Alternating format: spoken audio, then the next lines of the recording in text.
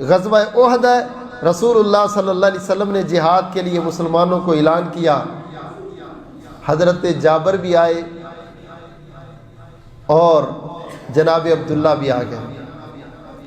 عبداللہ کہتے ہیں جابر تو بیٹا ہے، تو بچہ ہے، اس جنگ میں چلا جاتا ہوں، تو اگلی جنگ میں چلا جاتا۔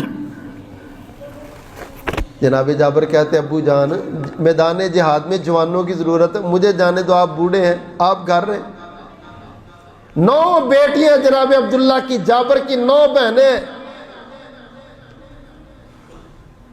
تو آگے سے عبداللہ رضی اللہ تعالیٰ پتہ کیا کہتے ہیں، او جابر بیٹے تو ابھی جوان ہے، اللہ تجھے لمبی عمر دے، اور میں بوڑھا ہو گیا ہوں، پتہ نہیں اگلی جنگ تک میں جیتا بھی رہوں گا یا نہیں، مجھے جانے دے یار، پتہ نہیں زندہ بھی رہنا ہے کہ نہیں رہنا، موت تو آنی میدان جہاد میں آ جائے، اس سے بڑی کیا صاحب۔ چلے گئے،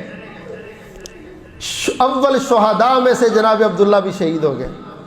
جب شہداء احد کی لاشیں اکٹھی کی تو آپ نے دیکھا عبداللہ بھی شہید ہیں، تو بلایا جابر کی طرف بھی اس کا بیٹا، تو حضرت جابر کو آپ نے دیکھا تو جابر کے چہرے سے رنگ اڑا ہے۔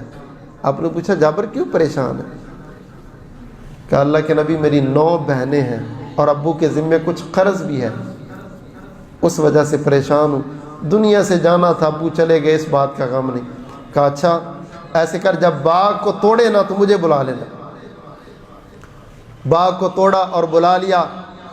حضرت جابر کہتے ہیں وہ میرا باغ جو ٹوٹا تھا کھجوروں کا، وہ سارا قرضے میں دیا جاتا تو 4تھا حصہ بھی قرضہ پورا نہیں ہونا تھا۔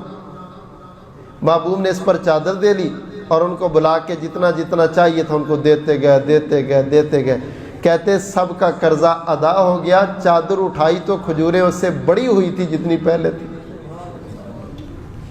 کم نہیں ہوئی، اس سے زیادہ ہی تھی۔ محبوب نے مجھے دیکھا اور کہنے لگے جابر بیٹے خوش ہو جا، اور تیرا باپ تو اتنا عظیم انسان ہے، اللہ کے پاس گیا ہے تو اللہ تعالیٰ نے کہا ہے عبداللہ تو نے بہت بڑی قربانی دی بھائی، 9 بیٹیوں کو چھوڑ کے آئے ہیں اور تو اپنی اس عمر میں بھی میدان جہاد میں شہادت کی تمنا لے کے آئے، تو جو مجھ سے مانگے گا میں رب تجھے وہی دوں گا۔ تو عبداللہ کہنے لگے یا اللہ اگر میری چاہت پوچھتا ہے تو پھر ایسے کر ایک دفعہ مجھے دنیا میں بھیج، لوگوں کو بتاؤں اصل زندگی تو یہ ہے رب کے سامنے ملاقات والی، وہ کوئی زندگی نہیں جو تم پھر۔ اللہ فرماتے نہیں جو میرے پاس آ جائے وہ واپس نہیں جاتا۔